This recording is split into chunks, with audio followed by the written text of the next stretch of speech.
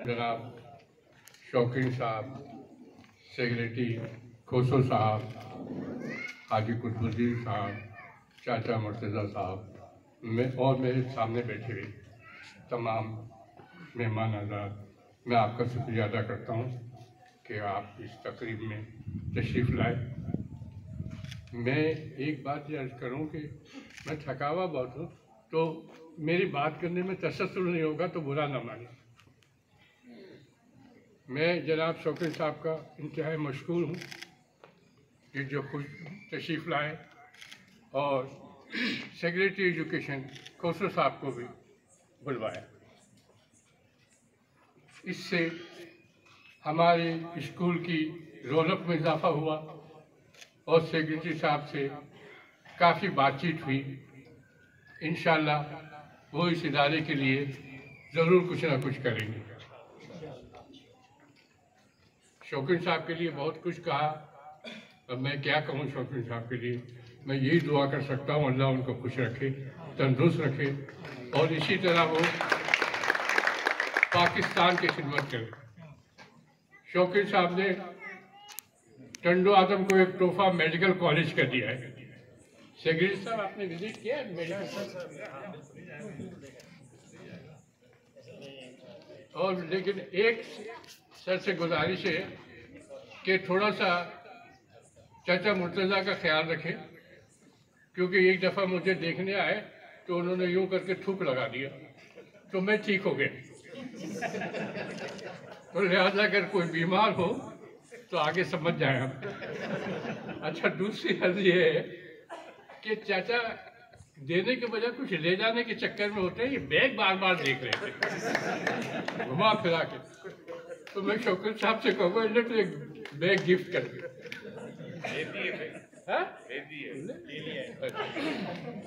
आप बाहर मुल्क से गए थे, गाड़ी में गए थे और गाड़ी में वापस आए और खाली वापस अकेले आए, ये बड़ा कह जाता है। ऐसे मुल्क में साथ से लोग मुश्किल से अकेले आते हैं। डायरी साहब पे मुझे नज़र पड़ी, एक दिन शौकीन साहब ने कहा चलो मैं आपको छोड़ के आता हूँ, एक प्रोग्राम में गए। मैंने कहा मैं चले जाऊँगा, मेरे साथ पास है सवारी, पर नहीं मैं छोड़ के आता हूँ। मैंने कहा उनको डायरी साहब को, मैंने कहा शौकीन साहब आ रहे हैं। कहने क्या ऐसे कैसे आ रहे हैं, पहले बताते हम ये करते हैं वो करते। मैं कहा नहीं, उनकी मोहब्बत है, उनका स्कूल है, उन्हें कौन रोक सकता है। मैं कहा तुम ऐसे करो कि ये कुछ फूल वूल तोड़ के एक छोटा सा गुलदस्ता बना दो, और तो कहीं से नहीं आ सकता। आए, उन्होंने गुलदस्ता रिसीव किया, दफ्तर में बैठे। मैंने कहा सर आप तो बग्गियों में घूमते हैं, पटारों में चीफ गेस्ट बनते हैं, बग्गियों में आपको घुमाया जाता है। बोला ये गुलदस्ता मुझे उससे ज़्यादा कीमती है। मैंने सर एक रिक्वेस्ट की, शौकीन साहब हमारे डायरी साहब बहुत अच्छे उस्ताद हैं, और ये कोर्ट में भी जजों के सामने इंग्लिश में हमारे स्कूल के केस को प्लीड किया, जबकि अच्छे अच्छे जज के सामने शायद मैं नहीं समझता हर कोई इंग्लिश बोल लेता हूँ। तो मैंने कहा शौकीन साहब डायरी साहब को हज पे भेज दो। बोले हाँ अभी कह दें। मैंने डायरी साहब को कह दिया और अल्लाह का शुक्र है हज पर चले गए। ये कहना आप भूल गए, इसलिए मैं कह रहा हूँ।